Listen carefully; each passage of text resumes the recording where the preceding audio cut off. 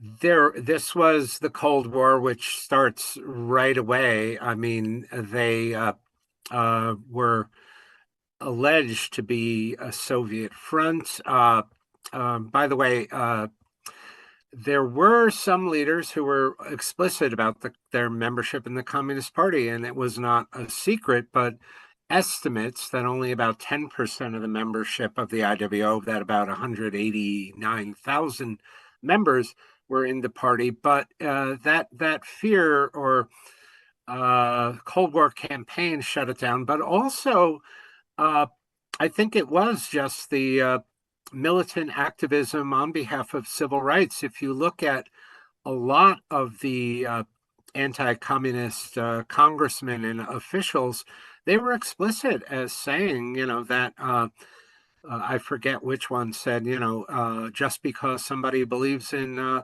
civil rights doesn't make them a communist, but it sure makes you think. And the chairman of the House Un-American Activities Committee, John Rankin of Mississippi, was explicit in, what he found to be communism. Well, a group that is talking about racial equality was in his crosshairs.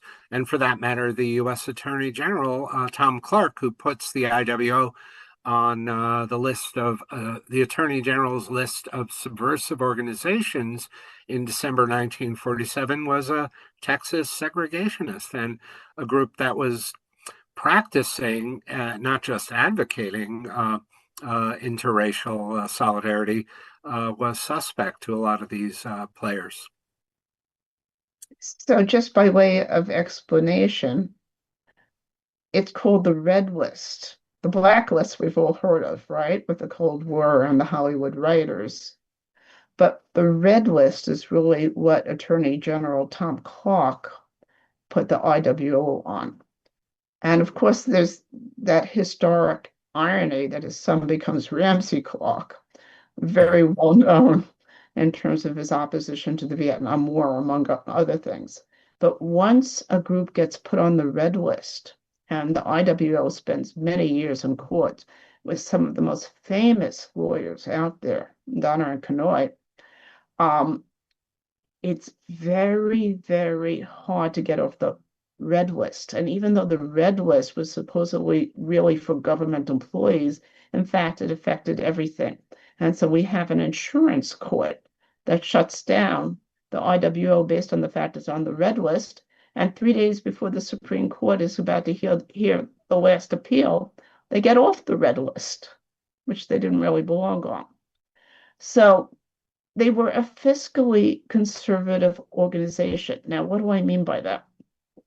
From the actuarial point of view, in terms of its reserves, any insurance company has to be able to cover its losses.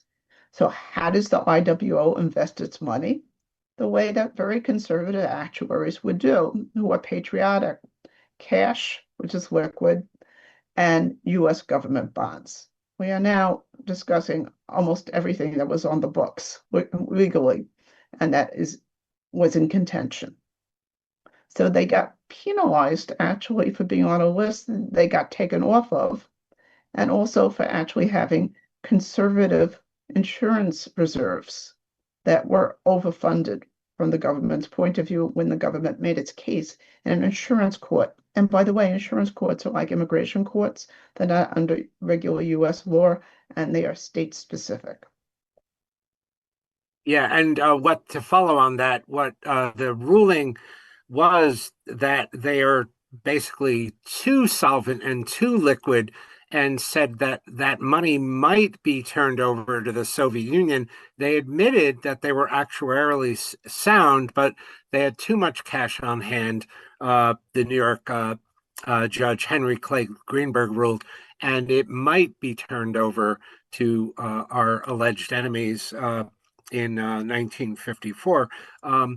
And it's, as far as I know, the only time that this kind of a ruling was used in insurance law, because they were ruled consistently for 24 years to be financially solvent and actually, like, beyond solvent, like made these wise, like you say, investment decisions. But in the climate of the Cold War, it was turned against them.